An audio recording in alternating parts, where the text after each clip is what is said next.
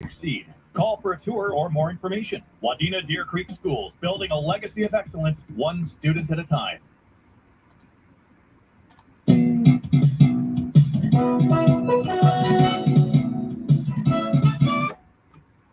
This is the Morning Sports Desk for Monday, December 4th.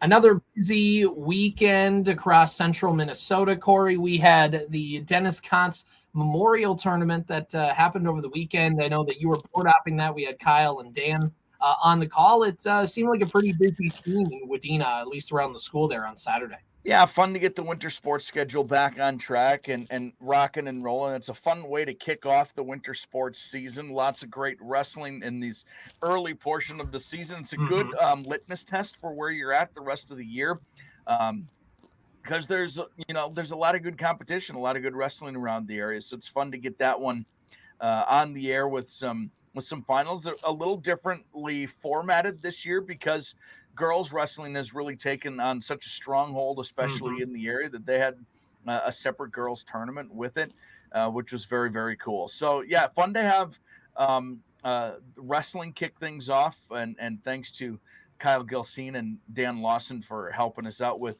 all that coverage. They'll be on hand another about a handful of times throughout the winter, and then obviously with section wrestling coming up mid-February. And state wrestling and everything that is involved with. We'll keep them very busy yet again this winter sports season. We've got a lot of stuff on our schedule this week. I don't want to give it all away, but I do want to encourage you to go to wadenaradio.com. Let me give you a little hint. There's a little basketball. There's a little hockey. We're also going to have Empty Stocking on the air this week, and we're going to have Radiothon on the air this week. So it's not full of winter sports necessarily, but we are in full busy mode this week as far as what we're putting on the air. Yeah, you have your first basketball game of the season that you get to go to tomorrow. I sure do. Do you think I'm ready for basketball even a little? I'm going to go yes. I'm going to give you the benefit of the doubt. I have watched about 4 minutes of Timberwolves basketball this year. Because I don't have Bally. Once again, let's say it all together, burn it to the ground. And then I did see maybe like 10 minutes of Gopher men's basketball game. Yeah. Did you watch the game last night? Nope. Lost by 10 to Ohio State. Oh, yeah. Jameson Battle went crazy to start. They were losing to Jameson Battle, I think 11 or 8-0 at one point. Yeah, well, if only the Gophers could get a player like Jameson Battle.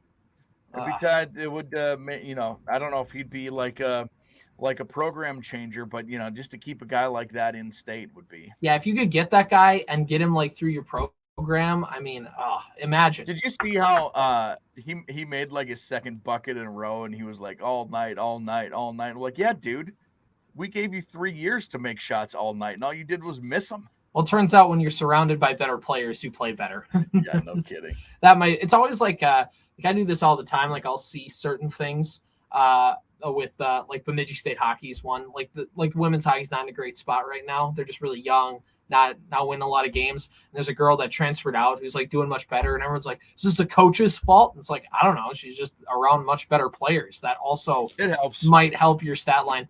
Anyway, Corey, speaking of connections, I was watching Bemidji State men's basketball over the weekend, and why does that matter for people in central Minnesota? Well, there's a couple Park Region Conference connections. Sure. Bemidji State men's basketball swept over the weekend. They beat Minot State and University of Minnesota Crookston in men's basketball. Somebody who was seeing some minutes on the floor for that Bemidji State men's basketball team, New York Mills alum Tate Olson.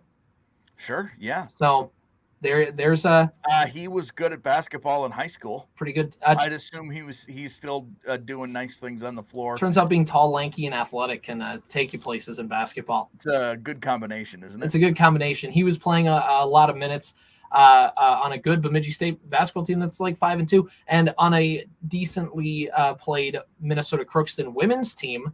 There was just a girl that was really taking Bemidji State out of the game. And I had the volume down, and I turned it up to hear who it was.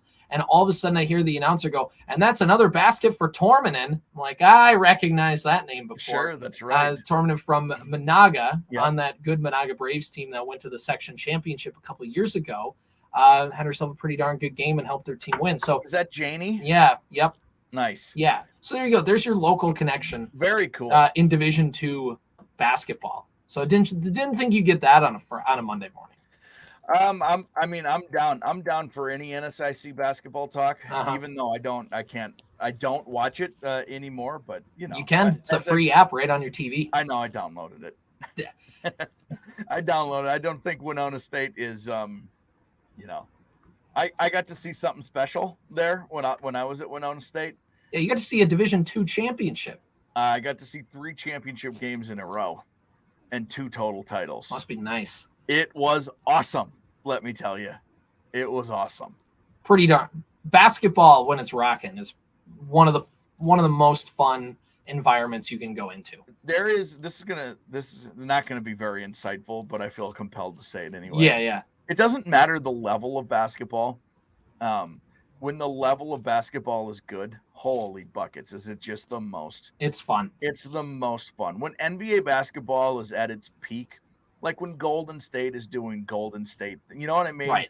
When this Timberwolves team look at the Target Center. It's rocking now. It's so fun. And when it is bad, I mean, put a plastic bag over your head. It is brutal. And Division II basketball is the same. Mm-hmm. When it's wonderful, and I got to see some wonderful D2 basketball. Moorhead for the last number of years has seen some really great hoops. When it's not good though, man. Ooh, I saw a lot of. I took stats for the basketball team, men's and women's, and there were some lean years. Let me tell you, for both those programs, I watched a lot of bad basketball. Yep. Division II. Yeah. But it's fun to still think like, oh my gosh, these guys, they're not playing very well. And then I like, oh yeah, they could still just wipe the floor with me if they wanted to, in like a one-on-one. It's so fun. Like they're good players, but it just goes to show you, like, so good. Division II is really, like, people think, oh, it's not D1, it's probably not this or that or whatever. And you're wrong. Division II men's and women's basketball, highly competitive. You have to be a very good player to get to that level. Do you think this is a fair assessment? The difference between Division I and Division II is Division I is everything, right? Yeah. They're bigger, taller, faster, stronger, all that stuff. Better shooters, better ball handlers. Division II they're as big. Mm-hmm. They're just maybe not as explosive. Yeah, they're like a half step slower. Their moves, Yes. Their shooting is just a touch below percentage of what a D1 is. Yeah. Now, Division III is different. Division III, again, a lot of this is talent-wise. These guys are talented beyond belief. If you step on the floor with anybody who played Division III hoops, you're getting cooked. Mm-hmm. Period. They're never going to miss. The Division III difference is they're just not as big. Yeah. They're as athletic. They're as quick. They're as, all of those things. They're just probably, generally speaking, I'm stereotyping. I know there are guys at the D3 level or girls at the D3 level who could play D1. I've had arguments with D3 people before. Like, you can't say that. I'm like, I can. Generally speaking, they're just not as big. They're as athletic. They might be as good as shooters. They're just, instead of being a 6'2" guard, they're a 5'10" guard, and that's the big difference. That'll do it. I love basketball, man. I can't wait. Can't wait. Hey, by the way, the Minnesota Timberwolves won over the weekend without Anthony Edwards again. Yep. They beat. It was a little tough against a lowly Charlotte Hornets team, but Yep. The Wolves didn't have Ant. They still don't have Jaden. And Charlotte can do some stuff. They always play the Wolves. They're always feisty against the Wolves. The 3 bigs, Corey. Remember a year ago, they asked Karl Anthony Towns, how can the Wolves win with 3 bigs?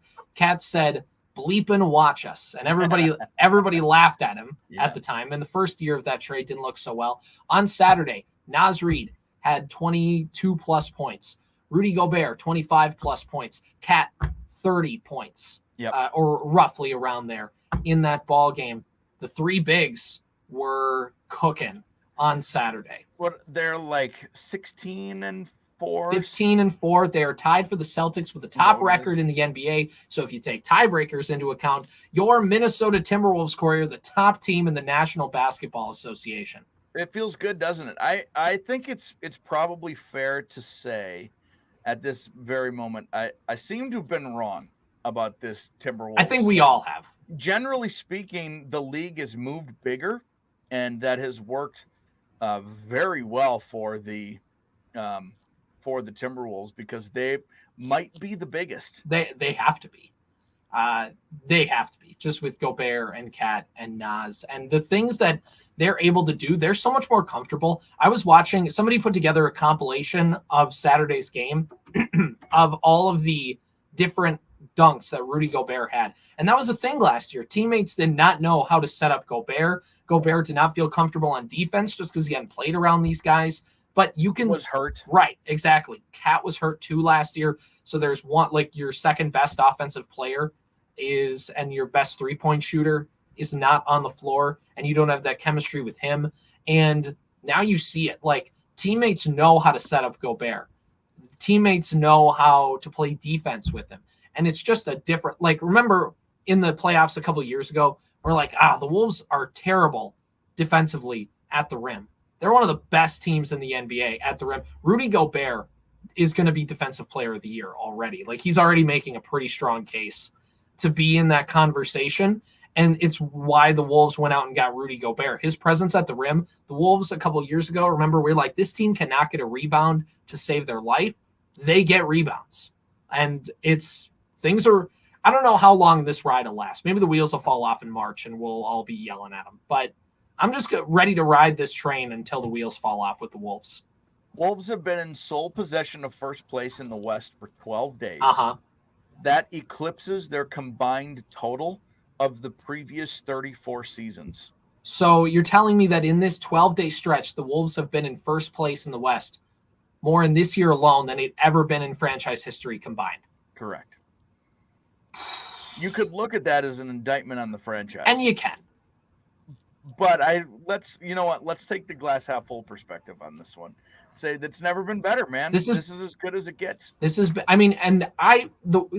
years, like the good KG years, were before really when I could get in and understand NBA basketball. Corey, what's it like? Because you were like fully into it when the Wolves were really good with Garnett in the early 2000s. Well, KG was an MVP. Yeah. So from that standpoint, I think individually, talent-wise, like KG was established. He was the dude. He, like I said, he won an MVP. It was deserved. Mm-hmm. You know, as a biased Minnesota fan, I love KG. He's my favorite Minnesota basketball player ever. I think talent-wise, he individually more talent than any of the Wolves currently have. Yeah.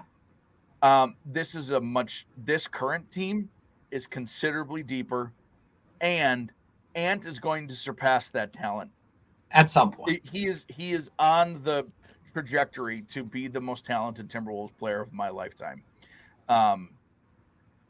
So that's what's fun about this Wolves team is these are guys who are it seems like they're on that correct slope, right? Moving towards it together and winning games on top of it. That Timberwolves team with KG and Sam Cassell and Sprewell, like Cassell had been around for forever, and Sprewell had been a half a decade since he choked out his coach. Like he'd been around for a while. And you know, Towns and Gobert have been around for a while, but it seems like those guys have constantly missed on the short end of what their potential could be. And